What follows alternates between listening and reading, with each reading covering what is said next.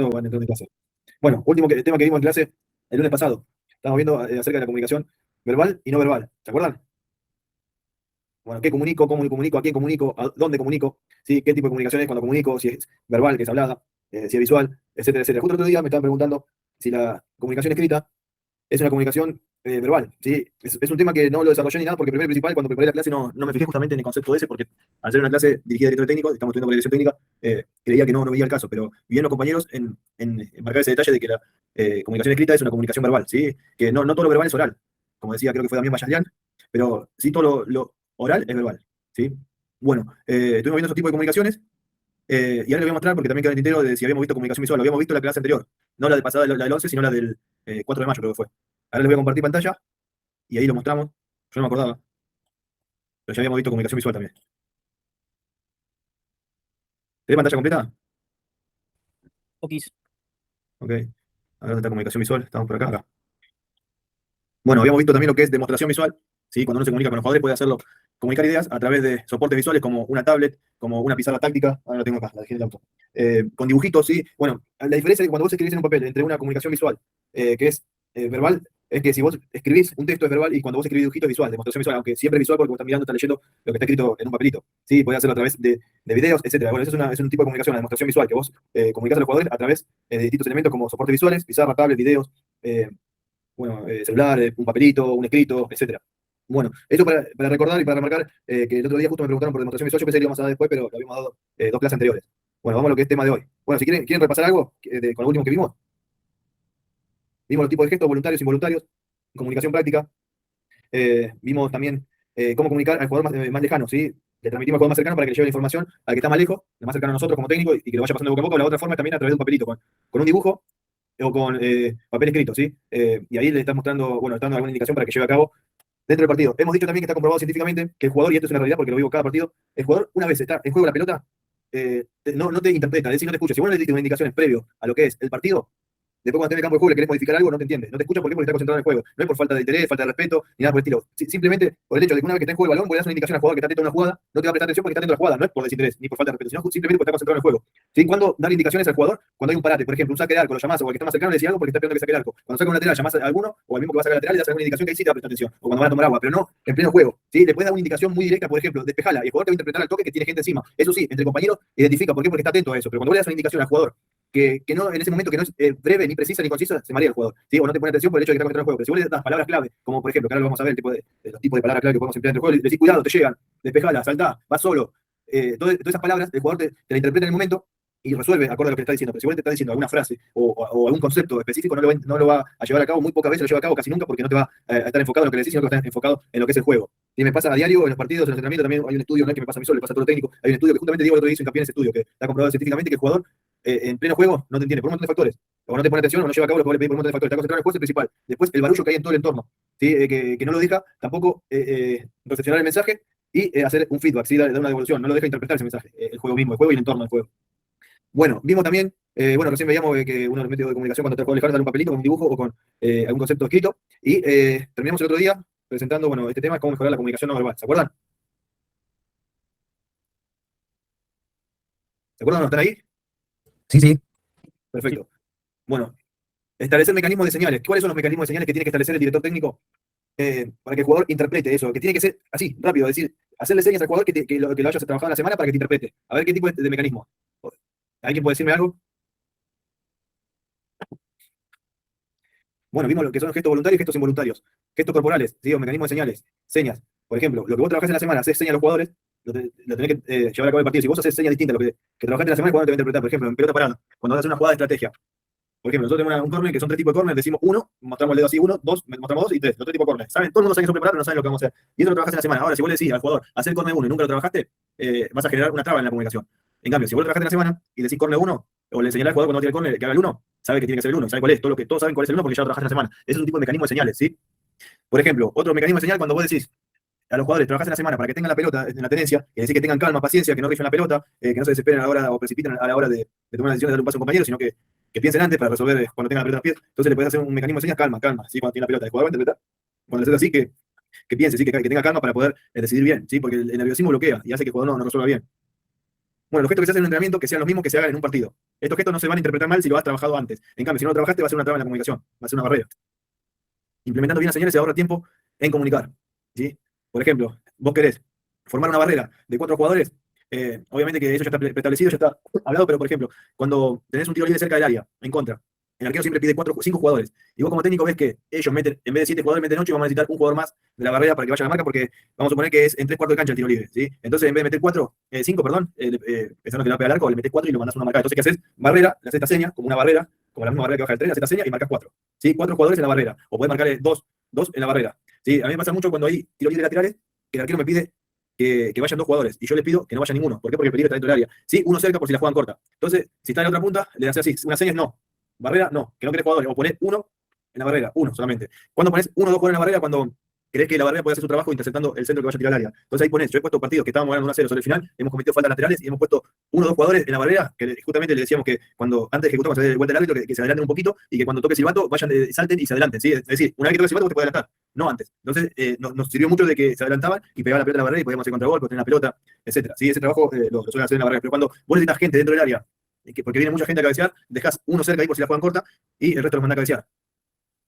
Bueno, implementando bien las señales se ahorra tiempo de comunicar. ¿Sí? Cuando vos implementas bien las señales en la semana, en el partido te ahorra tiempo de explicaciones. Bueno, ¿cómo mejorar la comunicación entre jugadores? Primero tenés que conocer la comunicación de tu equipo, ¿sí? ¿Cómo se comunica? Y para saber eso es importante grabar entrenamientos, ¿sí? Puede hacerlo con celular, puede tener una videoanalista que grabe fragmentos de entrenamiento para ver cuál es la comunicación. Un tipo de comunicación suele tener los jugadores es el pedirse la pelota, pasámela, o insultándose, dale bolú, o se discuten entre ellos. Eso es comunicación, ¿sí? No es una comunicación fehaciente ni práctica, pero es un tipo de comunicación, ¿sí? Que muchas veces trae problemas porque genera discordia entre los compañeros. Y eso lo observas en los entrenamientos y también grabándolo, porque después observas y pones el volumen y ves que se están insultando a un lado, ves que el otro lado están discutiendo, ves que te la hacen matar la risa, ves un montón de cosas que quizás vos como técnico no te das cuenta. No sé si ayer vieron el partido de River ustedes. Sí, ¿Viste cuando se lesiona a Driussi?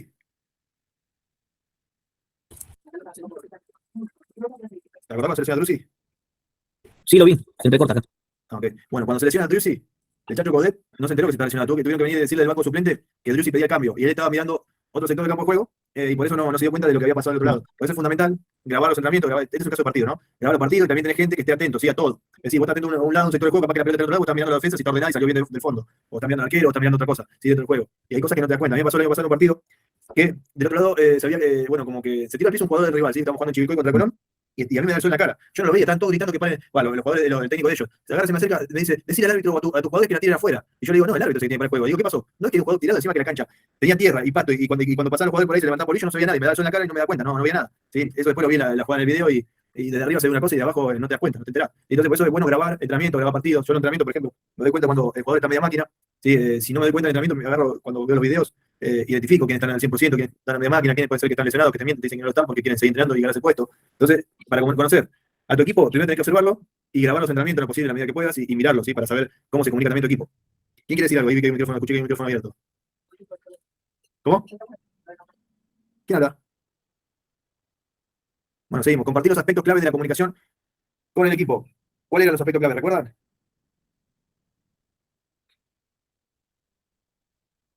¿Recuerdan cuáles eran los aspectos claves? Uno de ellos era establecer mecanismos de comunicación, ¿sí? Como a través de las señas. Otro es qué comunicás, a quién le comunicás. ¿Qué comunicás? Por ejemplo, una situación de partido. ¿Sí? Un pivoteo de 9. ¿A quién se lo comunicás al 9? ¿Al enganche? ¿A una línea de juego? ¿O 4 o 5 jugadores? ¿Qué más? ¿Dónde lo comunicás? Si lo comunicás en entrenamiento, lo puedes comunicar en el vestuario, en el partido O mismo. cuando lo comunicas. ¿Cómo? O cuando lo comunicas igual. También cuándo, antes, durante. En el cuándo tenés que tener en cuenta el antes, durante y después. Y en el cómo, ¿qué tenemos que tener en cuenta? Cómo nos dirigimos al jugador, ¿sí? ¿De qué manera? ¿Sí? Si lo hacemos en el propio entrenamiento delante de los demás, si lo hacemos en privado, si lo hacemos por un WhatsApp, si le invitamos al jugador no sé, a la casa a comer algo para comunicarle. Eso hay que tener en cuenta. Bueno, estos son los aspectos clave de la comunicación, ¿sí?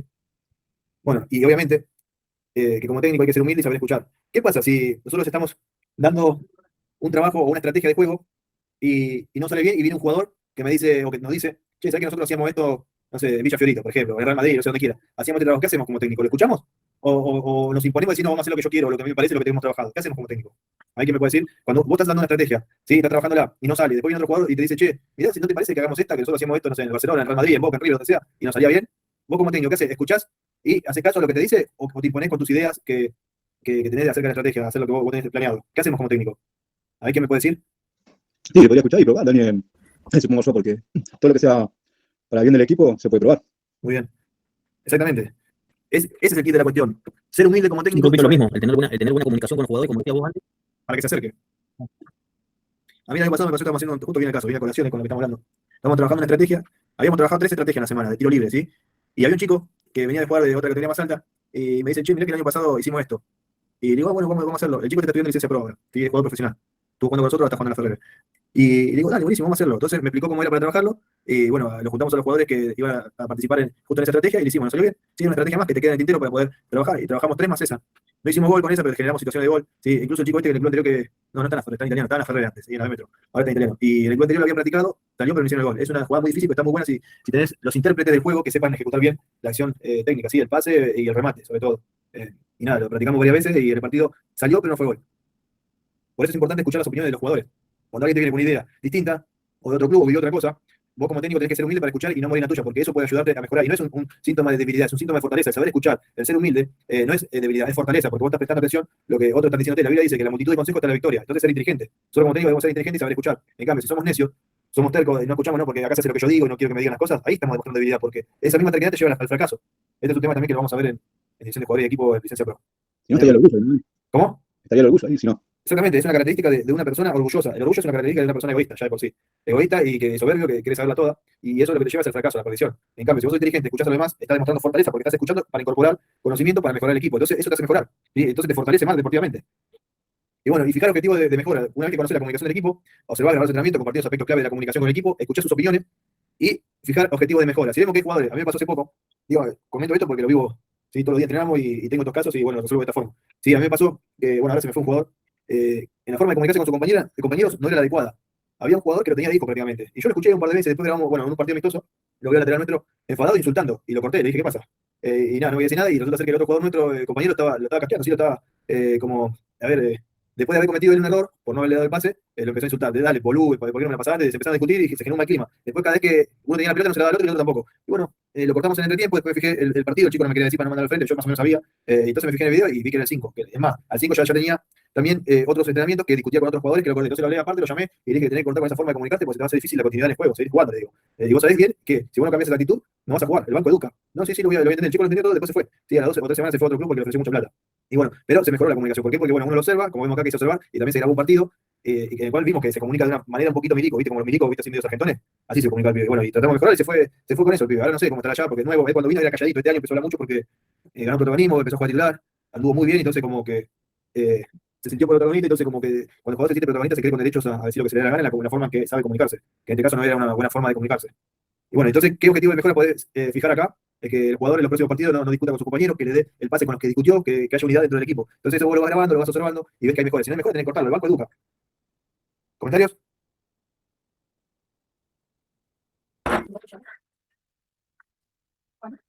¿Quién habla?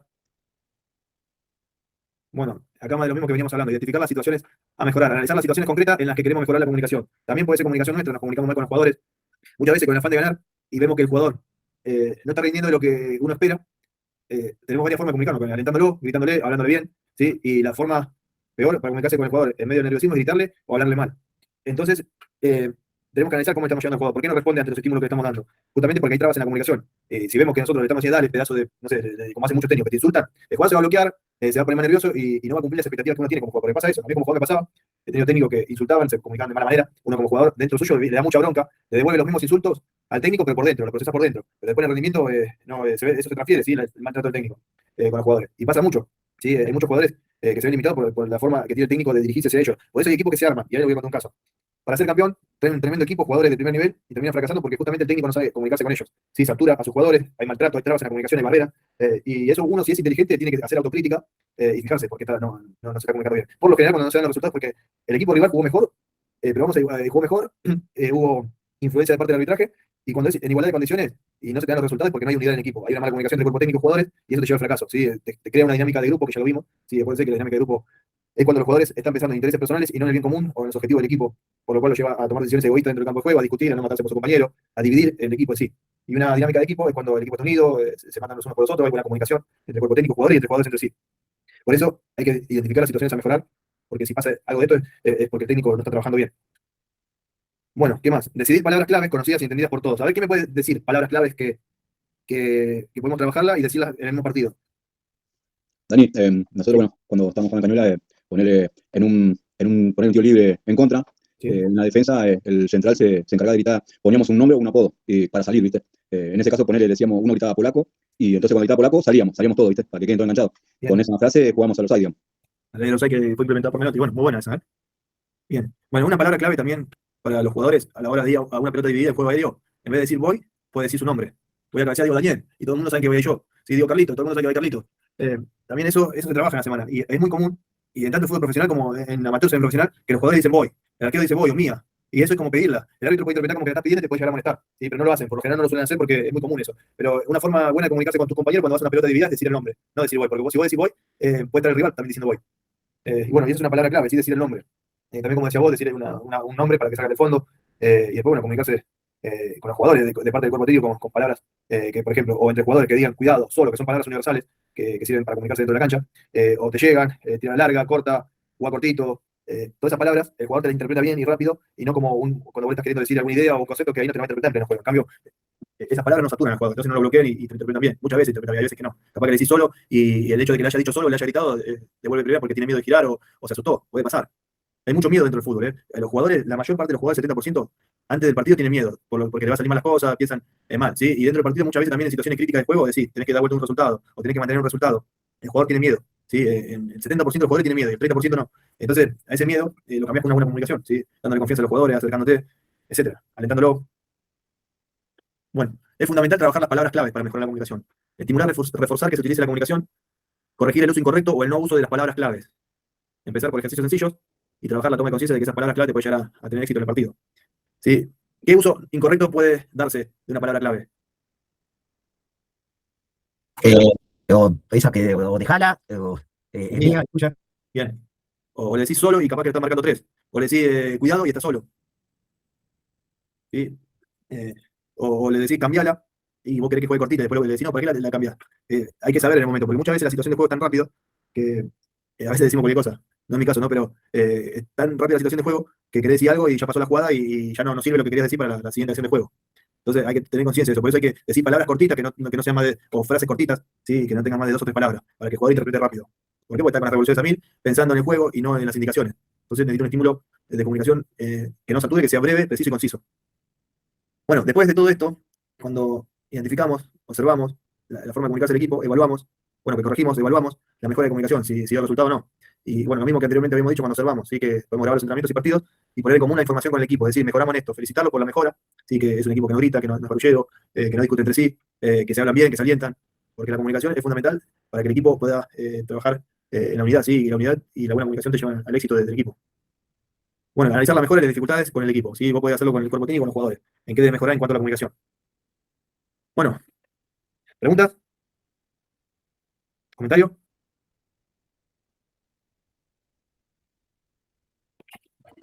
No, nada, Dani, todo ok. Ok, perfecto. Seguimos. Vamos a arrancar con el módulo 4, evaluación y tomas de decisiones. Bueno, este módulo, a nosotros como técnicos, nos sirve un montón, nos va a ayudar a saber evaluar y a tomar decisiones. Tengamos en cuenta que las decisiones del director técnico son críticas. ¿Por qué son críticas? ¿Sabés qué me puede decir? Vamos, Y son críticas porque si hay errores, pasan al técnico, no vas al jugador. no va por ahí, pero si le damos la vuelta al asunto puede ir por ahí también, pero no, precisamente no es ese el enfoque. A ver, nosotros como técnicos, ¿sobre qué decidimos? ¿O sobre quién, Sobre mejor los dicho? jugadores. ¿Eh? Exactamente. ¿Y por qué es crítica la toma de decisión del entrenador? Y porque a veces hay jugadores que, a ver, por ejemplo, en Boca el otro día, bueno, Lenchano lo quiere a como este, a 9 este que, Cavani, nada, que Cavani el otro que, Jiménez, no, el que entra siempre por, sí, que fue en Estados Unidos de Huracán. eh, Vallejo, ¿cómo es que se llama? No me viene a la mente, ya sé no, que no, pero bueno, siempre lo pone y él está criticado, ¿me entendés? no. Y es aguantarlo, o es lo único que hay, pero bueno, yo creo que hay mucho más, pero yo creo que esa es la crítica que pasa por el técnico igual. Es como bueno, es la toma de decisión del técnico que hace que entre el jugador que no tiene la culpa, lo pone el técnico, ¿no? Y eso, bueno, es la crítica y la decisión que toma él. ¿Y quién es Langoni? No, Langoni está fuera ahora, ¿no? No, es verdad que lo googleo. Sí, yo sé quién es, pero no me acuerdo. Milton Jiménez, Rebollo. Palacio. Estoy googleando también, no sé cuál es. Jiménez. Ah, bueno, el que fue Midland. Eh, Sí, sí, te dije recién, no te dije. ¿Quién levantó la mano? ¿Quién levantó la mano? Bueno, ¿por qué es crítica la toma de decisiones de los entrenadores? Justamente porque afecta el ego y los intereses de los jugadores en primera medida. Después del entorno. ¿Sí? ¿Por qué los jugadores? Porque vos estás decidiendo sobre ellos quiénes juegan y quiénes no. Va a haber 11 que estén de acuerdo con que vos hayas elegido como titular. Van a haber 6, 7 jugadores que van al banco suplente que piensan que deben de jugar de titular y no están contentos con que vaya al banco. Y dentro del banco suplente también van a tener jugadores que están contentos porque lo citan al banco entre 40 jugadores. Después van a tener el resto que quedó fuera, que no fue citado, que van a estar discutiendo por qué ellos no juegan. Y van a cuestionar la decisión del técnico porque ellos creen que deberían estar, no ni siquiera en el banco, deberían ser titulares. Todos los jugadores piensan que tienen que jugar y quieren jugar. Entonces, es crítica la decisión del entrenador porque afecta el ego y los intereses de los jugadores en primera medida. En segunda medida, de su entorno. ¿Sí? El jugador que queda fuera, la familia que está intentando o que lo apoya, que lo banca siempre, se ve afectada. ¿Sí? Se pone triste, enojada con el técnico. Los hinchas que lo quieren al jugador también lo mismo. Insultan al técnico, le caen al técnico porque no lo citaron. El representante que lo trajo al jugador también se ve afectado sus intereses porque debe cobrar alguna comisión o algún premio por partido jugado, minutos o goles del jugador. Los dirigentes que están entongados también con este jugador se ven afectados los intereses de ellos porque reciben plata seguramente de parte del representante. Estoy hablando en general, que no estoy hablando de algo específico que haya pasado en algún lado. Sé que lo hay, que pasa esto. ¿Sí? Entonces, las decisiones del técnico son críticas porque se ven afectados intereses de mucha gente. En primera medida, jugadores, familiares de jugadores, representantes, hinchadas, dirigentes. Vos vas a un estadio de fútbol y estás ante 30.000 personas. Si jugás de local y esas 30.000 personas son de tu equipo, seguramente de esas 30.000 personas, 25.000 no va a estar de acuerdo con las decisiones que tomaste. Ahora, si ganás, la cosa cambia. El tema es cuando no ganás también, ¿sí? Que eso es más crítico aún. Pero aún ganando, los jugadores que quedaron afuera y su entorno no van a estar de acuerdo y van a criticar la decisión del técnico. Nosotros elegimos, ahí vamos a hablar bien, vamos a comentar bien sobre esta figura. ¿Sí? Estamos viendo una persona que agarra una llave, sobre todo elegimos a uno por el resto. ¿Qué estamos haciendo cuando elegimos a uno por el resto? Estamos discriminando, y no estamos hablando de xenofobia, ni de acto racista, ni de homofobia, ni nada, sino que la discriminación, en este caso me refiero a que elegimos a uno por encima del otro porque vemos que tiene mejores características que representan más los valores que uno quiere meter dentro del campo de juego. ¿Sí? Primero el rendimiento, después otros valores como la actitud, el respeto, etcétera, etcétera. Bueno, gran parte de la labor de los entrenadores se basa en la toma de decisiones que inevitablemente tienen que realizar. Entonces, ¿qué es lo que pasa cuando tomamos decisiones? Estamos discriminando a los jugadores, ¿sí? Porque estamos eligiendo a uno por encima de otro. Cuando discriminamos en la toma de decisiones no nos estamos refiriendo a un trato desigual hacia los jugadores, sino que cuando elegimos a uno estamos dejando afuera a otro. Las decisiones que tomamos benefician a unos y perjudica a otros. En pocas palabras, afecta el ego y los intereses de jugadores en primera medida y del entorno en segundo lugar, como recién mencionaba, ¿sí? ¿Me siguen hasta ahí? ¿Por qué es crítica la toma de decisiones del técnico? A ver, ahora que vimos la definición y que vimos estos conceptos, ¿por qué es crítica? ¿Hay quien puede decirme?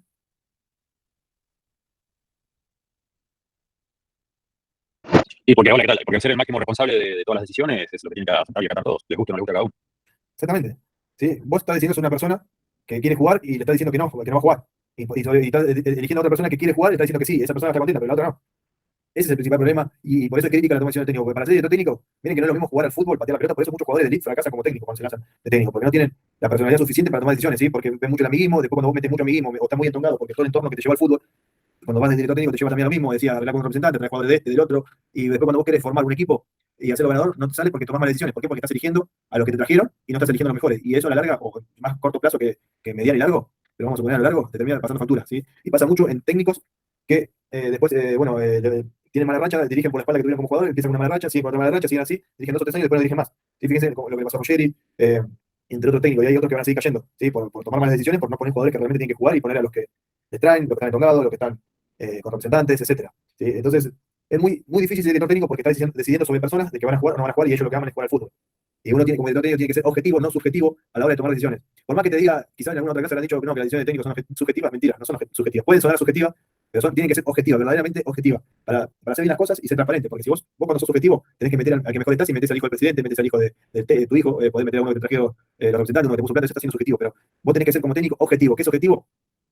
Poner al que más rinde, ¿sí? Vos tenés que siempre poner a los 11 que mejores condiciones están a la hora de jugar, ¿sí? Y hay que ser respetuoso de la trayectoria del jugador, pero también de la actualidad. El jugador que tiene trayectoria, pero está mal físicamente, no te rinde, no tiene que jugar. Y ahí te digo que si lo pone, lo banca, y después termina yendo el técnico, termina yendo después más adelante los jugadores, y termina un fracaso total. ¿Por qué? Porque se piensa que con la trayectoria van a jugar, y no es así. Y muchas veces esos jugadores que tienen trayectoria, cuando vos sos un técnico serio y ves que no rinden y no lo pones, terminan dividiéndote el plantel, ¿sí? ¿Por qué? Porque son jugadores de trayectoria, suelen ser referentes dentro del plantel. Entonces lo que tenés que hacer cuando vos identificás que hay malestar en el equipo, ¿cómo te das cuenta? Por las caritas que tienen los jugadores cuando los saludás, cuando están haciendo, qué sé yo, grupitos, y que se pueden hacer grupitos de 3, 4, empiezan a hablar, después cuando hacen un rondito están siempre juntos, después están de mala manera, hacen los ejercicios, media máquina, le van mal a otro jugador. Bueno, eso es lo que te llevan a dividir los grupos, ¿sí? Te pudren, son la manzana que te pudren en el cajón de manzana. Entonces eso hay que sacarlo, ¿sí? Lamentablemente, digo por el jugador, y el beneficio del equipo es lamentable para el jugador, pero es beneficioso para el equipo, hay que sacarlo. Y sacarlo dentro de la órbita del plantel, porque si vos lo sacás a poner a correr alrededor de la cancha y después se cambia en el mismo vestuario, te pudre el cajón de manzana. Entonces esos jugadores hay que sacarlo. Y no es que estás discriminando. Ahí ya se empieza con el trato desigual porque el jugador está tomando de mala forma, entonces no le vas a dar el mismo trato ni la misma posibilidad que a uno que está de buena gana. Bueno, Dani, tengo una consulta de lo que estaba hablando recién. ¿Ahí lo discrimina al jugador o lo sacás, o sea, o lo mandás, pues en ese donde estás vos, ¿no? Vamos a hablar de fútbol de primera, ¿no? sí, no, pero, Mandar la reserva no castigado, sino que se siga, que corrija, ¿no? pero entendamos el concepto de discriminar. No estamos hablando de un acto de xenofobia, ni de racismo, Claro. ni de un trato desigual hacia los jugadores, ¿sí? Sino en elegir a uno que esté mejor que el otro, ¿sí? Vos cuando vas, por ejemplo, al supermercado, ¿te gusta tomar Coca-Cola y tenés la Pepsi al lado? ¿Estás discriminando a la Pepsi porque estás eligiendo Coca-Cola porque te gusta la Coca-Cola? Bueno, es eso, es elegir a uno sobre otro. Vos cuando, antes de casarte con tu mujer, te pusiste novio, seguramente tenías una fila de mujeres, pero vos elegiste a tu mujer, ¿sí? Discriminaste a las demás por elegir a una, es decir, elegiste a una persona por encima de otra, eso es discriminar. No es un trato desigual, sino elegir a alguien por encima de otra persona por las características, o por el rendimiento, o por el gusto que vos tengas en particular. A eso nos referimos a discriminar, ¿sí? Entonces, ahora, cuando vos tenés un jugador que es problemático, porque es un referente, que piensa que siempre tiene que jugar, porque está acostumbrado, porque fíjense que en el fútbol argentino, los jugadores de 37, 38 años juegan porque los técnicos los ponen porque piensan que con la trayectoria te van a resolver partidos. Y lo que terminan haciendo es no resolviendo ningún partido, porque no corren, dan órdenes, y los jugadores que no corren y dan órdenes, sus compañeros mismos lo tiran abajo, ¿sí? Es decir, no le hacen caso, se discuten, pelean, entonces te genera un malestar dentro del plantel un jugador que no está a la altura. Entonces, si el jugador no asume su rol de ser suplente, es decir, cuando vuelve a cambiar, no asume el rol de suplente, que empieza a generar divisiones, hay que cortarlo. Y ahí ya no estamos hablando de discriminar, sino un trato ya es desigual ese trato, porque no le está dando la misma oportunidad que el resto por el mal comportamiento que está teniendo. ¿Sí? Ahí sí es desigual el trato. ¿Por qué? Porque justamente esta persona se está comportando de una manera que no corresponde a un futbolista. Que pase eso, sí, es habitual, pero que corresponde o no corresponde esos comportamientos. Entonces, ahí sí está teniendo un trato desigual, porque no le está dando la misma posibilidad a este que al otro. Sí, pero está teniendo respeto, ¿eh? Siempre hay que tener respeto por los jugadores, por más que te lo falte. No sé si ustedes vieron psicología, que cuando un jugador te falta respeto y vos te la agarras también, no tenés que entrar en esa, ¿sí? Porque si no, no puedes ser director técnico, es una realidad. Creo que lo dieron en licencia. No, usted está en licencia pro. ¿Lo vieron a eso el otro día? No, usted está en licencia. Sí, licencia pro están ustedes. No, estamos en la A, Daniel. Perdón, no, entonces lo vi en licencia pro, perdón. No, me confundí. No, porque esa es otra licenciatura que estamos haciendo con la psicología. ¿Cómo? Ustedes son psicólogos, por eso digo, ustedes ya están re avanzados en psicología. Con los exámenes que tomaron el año pasado. No, por eso me reconfundí, no. Pues bueno, en psicología en licencia pro, un alumno que es un ex jugador, no, es jugador todavía, pero no ya dejó el fútbol profesional, sino que sigue jugando a nivel aficionado. Y él decía, pasa que este chico yo lo tuve, es medio calentón, decía, ¿y cómo tenés que reaccionar ante una dificultad de esta, de que un jugador te contesta mal, te mira mal, te falta respeto? Porque a mí me llega a contestar así, lo agarro piña, decía. Yo estaba escuchando la clase, no estaba metido en nadie, el profe dice, pero entonces no puedes ser director técnico, dijo el profe de psicología. Porque vos tenés que mantener la calma, primero y principal, y tratar de no encender más el fuego, ¿sí? Persuadirlo para que el chico también se calme. Porque si vos le respondes de la misma forma, con ira, que él te habla con ira o con falta de respeto, te estás poniendo a la altura y lo que va a hacer es un ida y vuelta que va a terminar a las piñas. Entonces, como técnico no tenés que entrar ni meterte a la misma altura del jugador. ¿Sí? ¿Por qué? Porque después terminas mal. Y pasa con muchos técnicos que justamente de este lado no lo tienen desarrollado de qué hacer cuando un jugador te falta respeto. Y hay muchos técnicos que te encierran, o se encierran y te quieren agarrar piña, hay otros que te insultan, hay otros que discuten, y hay otros que se callan la boca y hablan bien, ¿sí? Cuando tienen que hablar, escuchan. Por lo general, cuando tenés una situación que un jugador te falta respeto, dependiendo en qué momento, dónde, si es en un partido, que te falta respeto en un partido, dentro del mismo partido, tenés dos opciones. Te haces el tonto y siguen jugando porque es un jugador que está rindiendo, después lo hablas en el vestuario o en otro momento. La otra opción es sacarlo por falta de que te falta respeto y mostrar autoritarismo ahí. ¿Sí? Cuando mostrar autoritarismo, después tenés que bancar la devolución del jugador, que va a salir enojado, no te va a querer saludar, y es más escandaloso. Entonces, lo que haces ahí, lo calmás. ¿Sí? Te haces el tonto, lo dejás pasar, después lo hablas aparte. Y después cabe sanción, obviamente. Cabe sanción a un jugador que falta respeto. Si vos tenés una norma de conducta dentro del equipo que dice que la falta de respeto lleva consecuencias como sanciones económicas o sanciones de no jugar partidos, tenés que aplicarlo, porque si no, después van a hacer siempre lo mismo. Bueno, seguimos. Una cosa, Dani. Sí. ¿Nunca es o nunca fue una solución una agarrada a piña? ¿Nunca viste nada de eso? Te pregunto. O, por ejemplo, que vos sepas que hay dos jugadores que se tienen cansados y que se peleen y listo. Mirá, yo tuve una situación en Italia.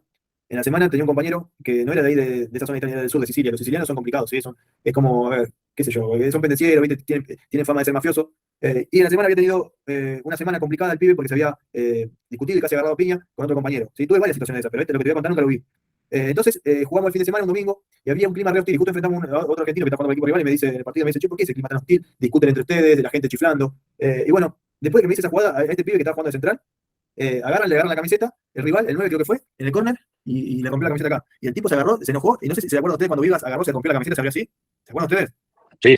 Bueno, este pibe hizo lo mismo, hace así y se pone a insultar y lo quería agarrar y entonces lo estamos calmando para que no vaya a buscarlo porque lo iban a expulsar. Entonces, mira, esto literal, me acerco al técnico, yo estaba jugando por izquierda, volante por izquierda, y le digo, cambialo, creo que se llama Iván de Filipe, algo así. Le digo, cambialo Iván porque está muy nervioso, lo van a expulsar. Entonces, iban 10 minutos, 15 minutos del primer tiempo, y agarra, el técnico hace el cambio y el chico sale casqueado insultando a todo el mundo y lo insulta al técnico nuestro y el técnico no se bancó el insulto. Entonces le respondió mal y el pibe respondió mal, se enfrentaron así y el pibe le metió una piña y el técnico nuestro de 65 años le esquivó la piña, le metió un par de saques y lo noqueó al pibe. Y el otro seguía pegando, se agarraron, se dieron más entre los dos y los expulsaron a los dos, lo mandaron ahí, vino la policía, todo, se lo llevaron a mi técnico y a mi compañero. Y bueno, terminó, siguió el partido, siguió el ayudante, teníamos uno menos, ni me acuerdo cómo salimos ese día, pero vimos esa situación, después ya igual ya estamos terminando el torneo. Y en la semana, bueno, después se cambió la cosa, el técnico habló con el jugador, lo mandó a su casa, que no venga más, y faltaban 2 semanas para terminar el torneo, y bueno, el técnico no se la bancó, ¿sí? Y tampoco podíamos hacer que el chico siga, nunca íbamos a ver que iba a reaccionar de esta forma con el técnico, porque lo estaba sacando, insultó al técnico, el técnico le respondió mal, el otro le volvió a insultar y se agarró una piña.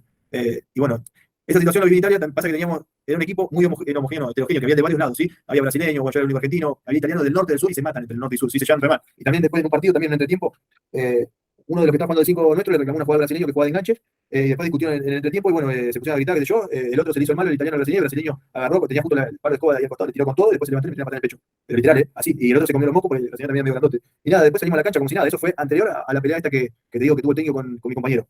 Sí, y después siguieron jugando, nunca, no recuerdo que hayan tomado medidas disciplinarias, o sea, tomaron, no, digamos, siguió todo normal, siguieron jugando. Sí, con el único que tomó medidas disciplinarias fue que el chico me lo mandó a la casa para que no juegue más. Pero, Claro, yo igual me refería a que, porque vos lo que contabas, ¿cuál es bueno, la solución, como decís? Para mí no.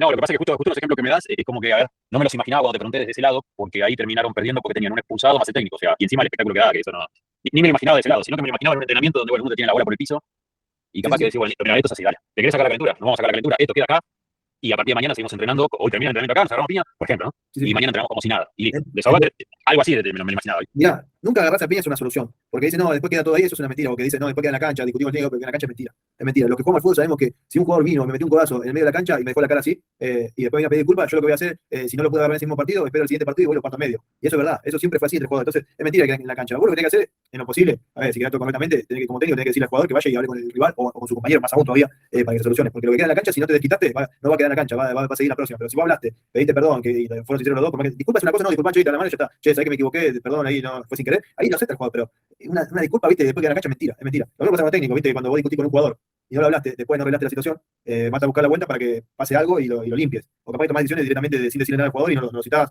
lo dejás fuera. Hay un montón de formas. Yo creo que siempre el diálogo es lo mejor para manejar estas situaciones. No hay que llegar a escalar más arriba, ¿sí? Es decir, no tenés que ir a la discusión, no tenés que ir a los insultos, no tenés que ir a las piñas. Hay que siempre, a través del diálogo, controlar la situación, a medida de lo que se puede. Ahora, si te meten una piña, como hizo el pibe este, con igual fue un ida y vuelta, ¿qué va a hacer? ¿Va a salir corriendo? Qué sé yo, tenés que evitarlo, ¿sí? Tratar de evitarlo, porque si ya te están pegando, tenés que defender. ¿Qué querés que te diga? No sé, yo nunca lo vi como técnico. Pero si a mí me viene a tirar una piña, yo sé que me va a tirar una piña, no le voy a pegar, pero trato de esquivarlo o de protegerme, mínimo. No le podés pegar tampoco como técnico, pero hay que estar en la situación. Sí, pero no, a mí nunca me pasó, ¿sí? Discutí con jugadores, he tomado decisiones sobre jugadores que faltaron al respeto, sí, sobre todo por cambios, no por otra cosa, porque cuando lo cambiaba, viste, hay jugadores que se cambian mucho, y bueno, y el banco educa, el siguiente partido, yo le hablé, le dije que esa falta de respeto una vez, pero ya cuando sos reiterativo, vamos a la sanción. Y bueno, y he tomado decisiones sobre jugadores que son reiterativos. Incluso hemos estado en instancias finales con jugadores importantes, 4 o 5 jugadores, que su talento y su forma de jugar lo lleva a ciertas instancias finales en el juego y a jugar esas instancias finales, pero su cabeza hace que esté en otro lado y se pone a discutir con la policía, con la hinchada, que lo están insultando, y esos jugadores no están preparados para jugar. Entonces, los sancionamos, ¿sí? Al siguiente partido no jugaron porque si haces eso de local, que la hinchada rival que viene, son 10 que te viene, y cuando vas a jugar de visitante, que son 500 o 1000, lo que sea, no te va a caer, termina en una batalla campal el partido, porque pasa eso. Entonces, si vos no lo controlás, no lo cortás, termina lo que ustedes ven en los torneos del ascenso, en los regionales, que hay batalla campales que lo corren a los árbitros, que entre hinchas pegan a los jugadores porque los jugadores responden mal. Y bueno, eso hay que evitarlo, eso está el técnico. ¿Sí? Ahora, si hay gente que es mala, que directamente te quiere pegar, te quiere ir a buscar, sin que vos hayas hecho nada, es otra cosa, pero muchos de los casos de violencia que suceden en el fútbol ocurren por la reacción de los jugadores, ¿sí? Que lo insultan, hacen gestos obscenos, siguen insultando, después la gente se empieza a enojar, entra a la cancha y le termina agarrando piña. Pasa muchas veces y los árbitros pasan lo mismo porque cobran mal. Pero bueno, nunca es una buena decisión agarrarse a piña. ¿Sí? No hay que escalar hasta ahí, hay que mantener el diálogo siempre. Bueno, Gracias. no, por favor, avanzamos. Y bueno, el ejemplo que te di ese fue un ejemplo que una persona con la experiencia tenía el técnico que en su momento debería tener unos 60 años, no tendría que haberlo hecho, pero no se la bancó el insulto, el otro jugador estaba muy nervioso y fueron a piña. Sí, yo lo que haría en ese momento, si veo que me viene insultando, miro para otro lado, me pongo a dar indicaciones a otro jugador y lo dejo que vaya atrás y le digo al ayudante de campo que vaya y lo frene. Sí, el otro día, por ejemplo, en un partido, saca un jugador que le habían pegado fuerte y entonces le digo, ya está, salimos porque te van a seguir pegando, ya estamos ganando y todo. Y me dice, no, en cambio no, me dice, pero el pibe pensó que, si yo le pregunté si estaba para seguir, y yo le dije, no, que se lo cambiamos. Entonces lo saco y parecía que estaba medio renegando y le agarro, me pongo a hablar con otro jugador y le digo, el ayudante de campo mío, le digo, andá y hablalo, ¿viste? Y él ya lo estaba viendo, pero bueno, no pasó nada. Pero esas cosas vos lo podés hacer con tu ayudante de campo, te pones, si el jugador ve que sale enojado todo, y sabés que si le vas a dar la mano, te corta la cara y no te da la mano, no tenés que dar la mano como imponiéndote. Agarrá, ponete a hablar con otro jugador, indicaciones con otro y le decía al ayudante de campo que lo vaya a agarrar para que no guarde. Sí, que no guarde ni con los compañeros, ni con el técnico, ni con nadie. Es una forma también de apaciguar el momento caliente que está viviendo el jugador que lo están cambiando. Por lo general, los jugadores que son muy egoístas, tienen el ego muy alto, suelen hacer esto, sí, suelen hacer escándalo cuando los cambian porque piensan que no tienen que salir y eso hace que el compañero que está entrando se sienta como atacado por la situación, por el hecho de que salgo yo y lo meten este muerto. Eso es lo que piensa que está entrando. ¿Sí? Que piensa que el otro está enojado porque está entrando uno. Entonces es una falta de respeto para el jugador que está entrando también y no solo para el técnico, sino para el jugador que está entrando. Entonces, eso se evita mirando para otro lado, no yendo a saludar al jugador porque sabe que te va a responder más y que sabe que va a hacer eso. Y después de la semana lo hablas. Que yo, por ejemplo, lo que hago con el jugador, siempre le digo, cuando hacemos cambio, los que salen, no me hagan cara. El que me hace cara, no va a jugar más, le digo. ¿Sí? Y viene y me saluda a mí, saluda a todos los compañeros, al árbitro, a todo el mundo saluda. Por más que estén enojados, eso es el problema de ustedes. Se controlan porque acá no van a jugar. Y bueno, entonces cuando salen, la mayoría porque hay unos casos que ya salen casqueados y tengo que mirar para otro lado. Pero ya lo tengo hablado de eso. ¿Sí? Eso es premeditarlo para que no pase y no dejar mala imagen. Bueno, evaluación y seguimiento del rendimiento. Debemos evaluar regularmente el rendimiento de cada jugador para identificar las fortalezas y debilidades de cada uno.